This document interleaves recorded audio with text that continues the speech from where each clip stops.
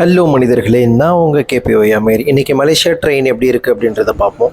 நம்ம நார்மலாக ஊருக்கு போகிறோம் இல்லையா, அந்த ட்ரெயின் தான் இது மெட்ரோ ட்ரெயின்லாம் கிடையாது. ஃபுல்லாகவே கியூஆர் கோடு சிஸ்டம் தான் இங்கே. நம்ம ஊர் வந்தே பாரத் இப்போ தான் கொண்டு வந்தாங்க. இதெல்லாம் பல வருடங்களுக்கு முன்னாடி அங்கே கொண்டு வந்துட்டாங்க. இவர் தாங்க டிடிஆர். ஒரு வழியாக சீட்டை கண்டுபிடிச்சி உட்காந்தாச்சு. அங்கே ரொம்ப கஷ்டம்லாம் இல்லை, ஈஸி தான். நம்பர் இருக்கும் ஒரு சீட்டுக்குள்ளேயும். நமக்கு முன்னாடி இருக்கிறது ஃபுட் பிளேட். இதில் லேப்டாப் வச்சு ஒர்க் பண்ணலாம். நிறைய பேர் லேப்டாப் வச்சு ஒர்க் பண்ணிட்டு இருப்பாங்க. அண்ட் சாப்பாடு சாப்பிட்லாம். ரொம்ப ஸ்ட்ராங்காக இருந்தது. நான் பேக் வச்சுக்கிட்டேன். மட்டும் இல்லாமல் எக்ஸ்ட்ரா லக்கேஜ்க்கு மேலே ஒரு கொக்கி, சைடில் ஒரு கொக்கி. நீங்கள் கம்பார்ட்மெண்ட்குள்ளே இந்த மாதிரி டிவிகளை பார்க்கலாம். இந்த டிவி என்னத்தை சொல்லுது அப்படின்னா, நீங்கள் இப்போ கடலூர் தாண்டி ட்ரெயின் போயிட்டு இருக்கேன்னா கடலூரில் என்ன ஸ்பெஷல் இருக்குது சுற்றி பார்க்க, அதே மாதிரி சிதம்பரம் தாண்டி போகுது, நான் சிதம்பரமில் பார்க்குறதுக்கு என்ன இருக்குது அப்படின்றது, ஒவ்வொரு ஊரை தாண்டி போகும்போதும் அந்த ஊரில் என்ன சாப்பாடு, சுற்றுலாத்தலம் என்ன இருக்குது அப்படின்றது இந்த டிவியில் காட்டிக்கிட்டே இருப்பாங்க.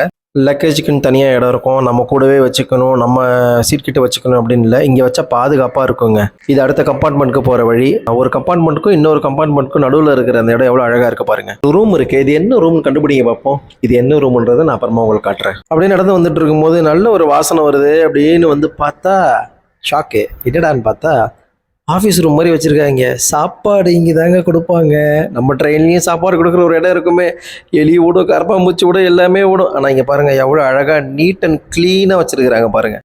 அப்படியே சாப்பாடை ஆர்டர் பண்ணிவிட்டு அப்படி உட்காந்து இயற்கையை ரசிச்சுக்கிட்டு அந்த சாப்பாடு வந்ததுக்கப்புறம் இந்த அழகான மலைகளையும் அந்த சூரியனையும் ரசிச்சுக்கிட்டே அப்படியே சாப்பிட்ற ஒரு சுகம் இருக்கே, அது வேற லெவலில் இருந்துச்சுங்க. இயற்கையோடு இணைஞ்சி உட்காந்து சாப்பிட்ற ஒரு சந்தோஷமான ஒரு தருணங்க அது. முன்னாடி நான் உங்களுக்கு ஒரு ரூம் காட்டியிருப்பேன் இல்லையா, அந்த ரூம் என்னென்னா இதுதான். இது தொழுகைக்கான ரூம். ஏன்னா இது இஸ்லாமிய கண்ட்ரி அப்படின்றதுனால ட்ரெயினில் தொழுகைக்குன்னு தனியாக ரூம் வச்சுருக்காங்க. இங்கே இந்த கை காலெலாம் கழுவிட்டு அங்கே உட்காந்து தொழுவாங்க. அடுத்து ஒரு ரூம் மாதிரி இருந்தது. இதனால் அது ஒரு வித்தியாசமாக இருக்குது. டோர்லாம் சைடில் திறக்கிற மாதிரி இருக்கு. என்னவா இருக்கும் கெஸ் பண்ணுங்க.